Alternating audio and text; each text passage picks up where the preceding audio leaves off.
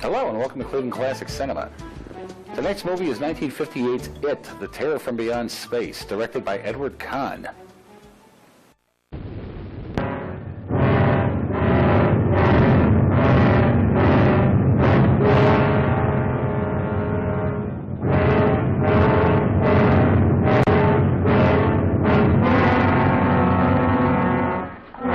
How could that thing have gotten aboard? And why? Just to kill us? What is the usual reason an intelligent creature kills?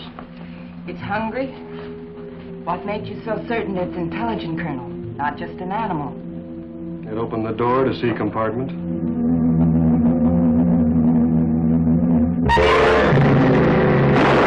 In the silent void of outer space, puny man matches his cunning against a monster from Mars running rampant, howling for all the flesh and blood on Earth.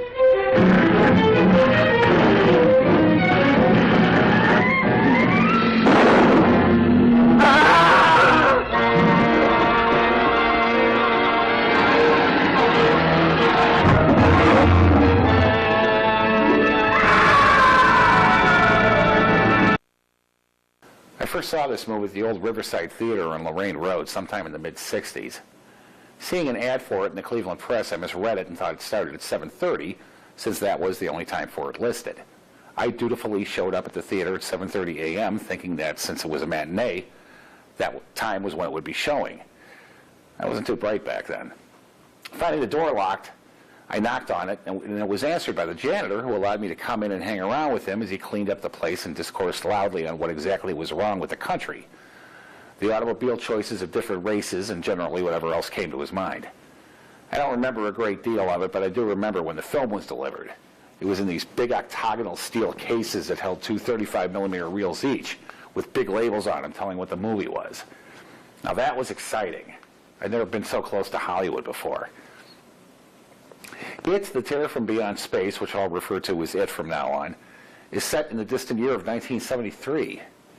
The film opens with a press conference as the Space Administration announces that it's sending a second spaceship to Mars to bring back the lone survivor of the last expedition sent there, and that the surviving member of the crew, Colonel Edward Carruthers, is going to face court-martial for the murder of his fellow astronauts.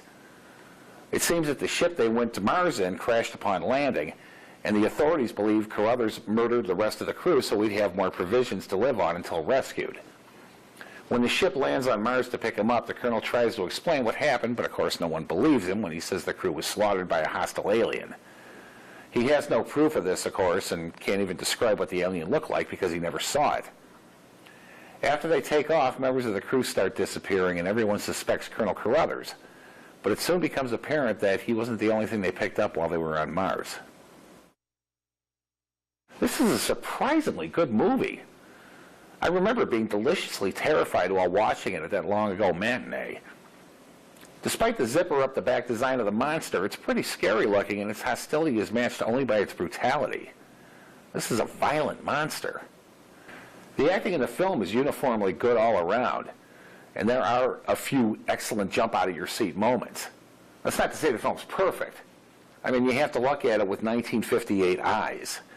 The effects are crude by today's standards, but well done for the era. The fact that one of the provisions supplied for the astronauts are cartons of cigarettes is pretty good for a laugh, especially when one of them begins to light up on board. The walk a couple of them take on the outside of the ship while in space is great, achieved through the miracle of tilting the camera to the side. And take special note of the highly visible mat line around them in a long shot. One thing I find very confusing is that if atomic radiation doesn't bother the monster, why is one of the astronauts able to hold him off with a blowtorch? And let's not forget the way the crew uses guns in this movie. They shoot wildly every time the monster appears, so apparently the ship is constructed out of Kevlar. Even worse than that, they booby-trap the hatches with like 4 to 8 hand grenades wired to go off when the hatches open. One of those would be enough to blow a hole in a spaceship big enough to drive a truck through, but then again, the plot is full of holes like that, and I still like the movie. I'm looking at it with 2008 eyes, though. All the stuff I mentioned was perfectly acceptable at the time the movie was made. And besides, it adds to the action.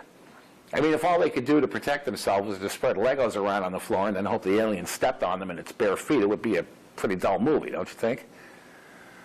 Besides, the reason I'm telling you all this is so you can watch the movie unencumbered by the urge to scream, "What?" as you watch it. It was directed by Edward L. Kahn, who would pretty much be considered a journeyman director whose career was spent making B-films. After starting out as a film editor, he made 124 films during his long career, starting with 1931's Homicide Squad. Fans of the Our Gang comedies will recognize his name as he helmed many of the lesser episodes of that long-running series, taking over from Gordon Douglas, who had been directing the series during its final years at the Hal Roach Studios. Douglas continued to direct the gang after the series was sold to MGM, but left soon afterwards to pursue a career directing features, and also because of the quality of the scripts being written for the gang were getting progressively worse. Kahn was brought in, and the series took a serious nosedive, although he wasn't to blame. MGM poured money into the shorts, but they didn't understand the dynamics that made Our Gang movies the classics they were. The kids were jarred by the move to a new studio as well. After literally growing up among the family atmosphere of the Hal Roach Studios, they were suddenly in the MGM machine, and the same care wasn't given to them or to the series. After Douglas, whom the kids liked and trusted, left, the scripts by Robert A. McGowan turned into preachy, saccharine 10-minute morality plays. This brought out the worst in Alfalfa in particular, and he turned into a terror on the set, deliberately blowing lines and playing rather formidable pranks. One time he went into the flies during a lunch break and urinated on the cowl of one of the bigger lights. When the crew came back and the lights were fired up, the stink of Alf's prank permeated the soundstage, and production had to be abandoned until the mess was cleaned up. Kahn's tenure directing Our Gang wasn't a happy one, and it has been conjectured that Kahn hated directing horror movies as well. This is probably the best one he ever did. I should add here that the movie was written by Jerome Bixby, a writer whose name fans of The Twilight Zone and Star Trek should be familiar with. James Marshall Thompson was born on November 27, 1925 in Peoria, Illinois. Named after an ancestor who was a Supreme Court justice, he moved with his family to Los Angeles at the age of 5. His first acting experiences came in high school, where he appeared in a number of plays and was spotted by a talent agent. When that didn't pan out, he went into writing, and a number of his plays saw production. After enrolling at Occidental College, he switched his major from pre-med to drama and was rediscovered in 1944 while acting with the Occidental Players. He made good this time and was signed to a contract with Universal, appearing in his first credited role in 1944's Reckless Age. He appeared in 110 movies and TV shows over the course of his career, finally achieving stardom when he played Dr. Marsh Tracy in the TV series Daktari in the 1960s.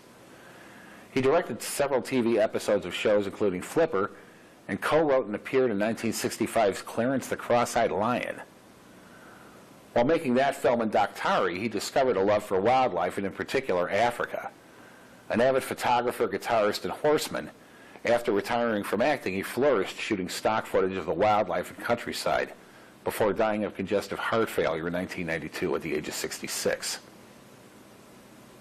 Anne Duran was born on July 29, 1911 in Amarillo, Texas. She appeared in an incredible 338 films and television shows over the course of a career that spanned 6 decades, starting with an uncredited role in 1922's Robin Hood, starring Douglas Fairbanks. By another count, it was 500 films and over 1,000 TV shows. She began acting at the age of 4 under an assumed name to prevent her father's family from finding out that she was working in such a disreputable business. She usually played supporting roles, although occasionally she was a featured actress. She died on September 19, 2000 in Carmichael, California. Ray Crash Corrigan was born on February 14, 1902 in Milwaukee, Wisconsin.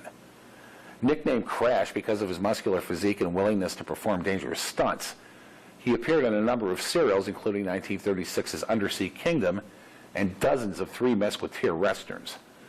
He started out in the movie business as a physical fitness trainer and landed his first movie role as a gorilla in 1932's Tarzan the Ape Man.